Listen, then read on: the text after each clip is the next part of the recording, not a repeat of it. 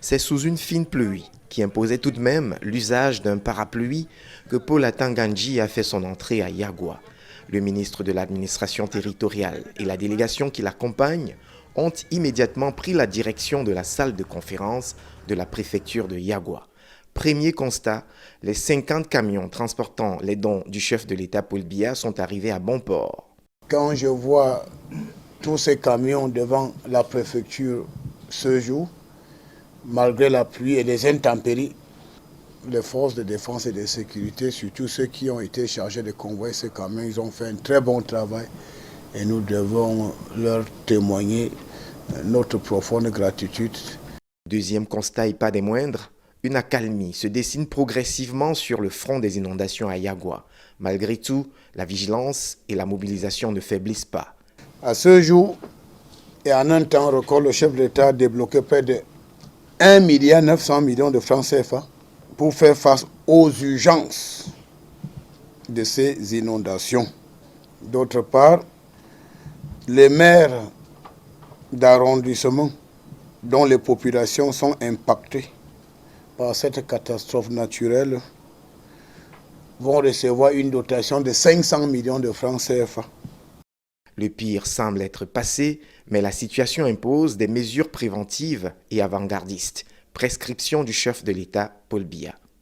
Le chef de l'État, son Excellence Paul Biya, nous a instruit de mettre les mécanismes de prévention et d'anticiper sur ce danger qui est désormais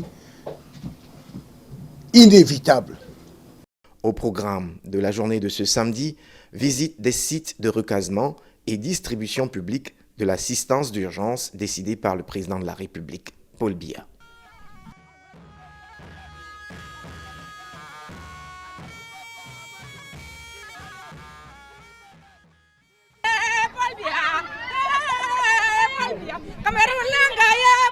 Explosion de joie au camp de recasement de Horo-Dabang. Des réceptions de ce qui leur revenait de droit, les familles qui ont tout perdu dans ces inondations n'ont pas pu contenir leur satisfaction. Nous sommes tellement en joie. C'est beaucoup. Grand merci. Je remercie le président Paul Biya. Que Dieu lui bénisse. Nous remercions le chef de l'État et son épouse pour les efforts qu'il ne cesse de mettre. Nous sommes tellement contents. Et nous remercions, vous savez qui remercie demande encore plus. Nous remercions le chef de l'État, nous sommes derrière le chef de l'État. Et nous l'aimons parce que c'est un homme de la paix. Matériel de couchage complet, denrées alimentaires, ustensiles de cuisine, produits d'hygiène et assainissement entre autres, tout a été réuni pour donner du sourire aux sinistrés. Ma reconnaissance en la personne de son Excellence Paul Biya et sa charmante épouse. Il est bien vrai, la désolation est là, mais la satisfaction a débordé la désolation. La situation humanitaire dans le Mayo-Danaï est visiblement maîtrisée.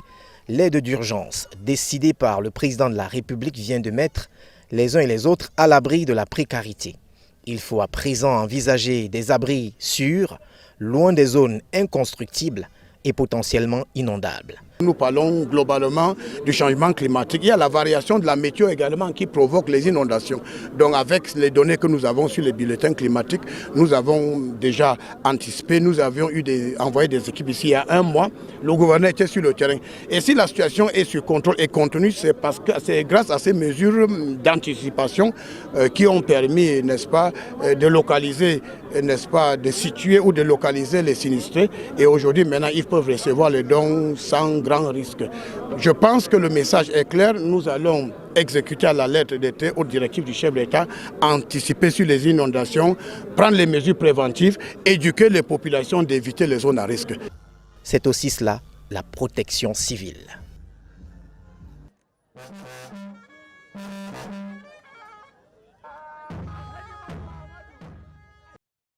De Gobesu à Mamina, en passant par Kaskoa et Danaïre, les images de désolation relayées ces derniers temps par les médias ont cédé la place aux moins effroyables. C'est le temps de la décrue et les populations reconnaissent qu'elles viennent de loin. Auparavant, toutes les routes étaient bloquées, toutes les activités aussi, ça ne passait pas. Les gens ne savaient pas où aller. C'était très grave et surtout c'était un bon jour jeudi quand les femmes ont étalé leurs choses et cette eau était venue brusquement. Toute la partie ici, là, c'était vraiment inondé, on ne passait même plus. Le pire est donc passé, mais alors pour combien de temps? La question mérite bien d'être posée, entendu que les dégâts de ces phénomènes imprévisibles et inévitables peuvent être réduits grâce à une politique de prévention avant-gardiste. Le chef de l'État nous a instruit donc d'anticiper sur ces inondations, sur ce phénomène récurrent et de prévoir les mécanismes de prévention. La surveillance et l'alerte, couplées à l'information préventive et l'éducation des populations s'imposent donc comme voie royale pour dire stop aux inondations dans le Mayo Danaï.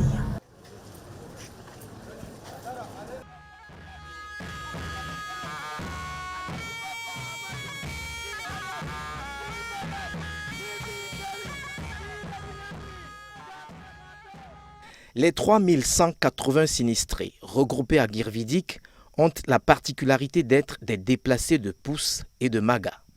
Sans demander leur reste, ils ont fui la montée des eaux. Bien qu'ayant été accueillis par les familles et amis, leur statut de déplacés les rend vulnérables au quotidien.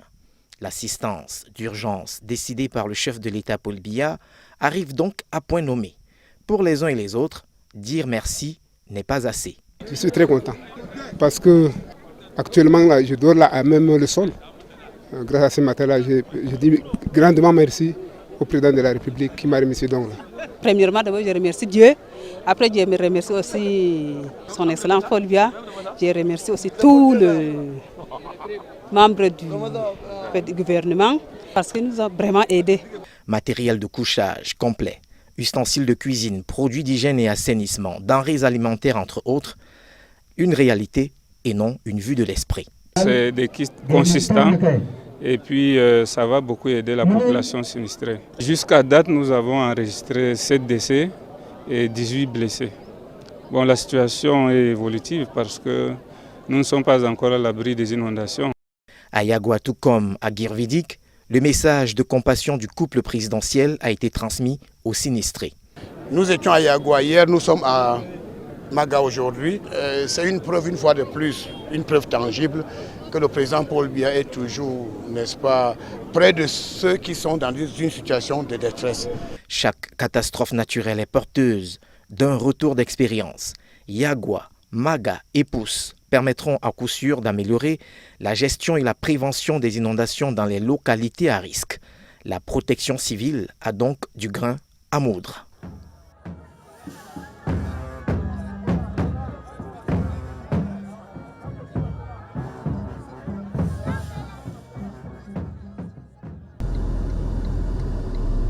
En décidant d'aller voir par lui-même l'état actuel de l'ouvrage de retenue du lac Maga dans le département du Mayo Danaï, Paul Atangandji a bien voulu se faire une idée claire du bulletin de santé de cette longue construction destinée à contenir la grande nappe d'eau dans son lit. Premier constat, la digue de Maga présente 39 brèches dangereuses à des degrés différents. Il y a 3 catégories de points. Celui-ci fait partie des points de première catégorie. En attendant des travaux d'entretien conséquents, les techniciens colmatent tout simplement les brèches. Il faut accélérer la réparation de ces points critiques-là, c'est ça, non? Les fissures, là, il faut, voilà.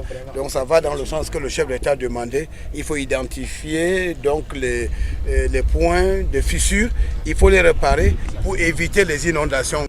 Le système de régulation des eaux du lac Maga fonctionne à merveille, sauf qu'en cette période de fortes précipitations, l'irrigation est inappropriée.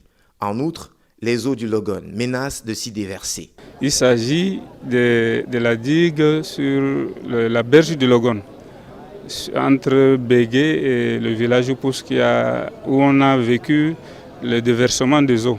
Mais grâce à l'appui de l'État et à la population, cette situation a été maîtrisée. Selon les experts, le lac Maga, à lui tout seul, c'est pas moins de 625 millions de mètres cubes d'eau. Si d'aventure, à cette quantité d'eau s'ajoutait celle du fleuve Logon, de nombreux départements seraient tout simplement engloutis.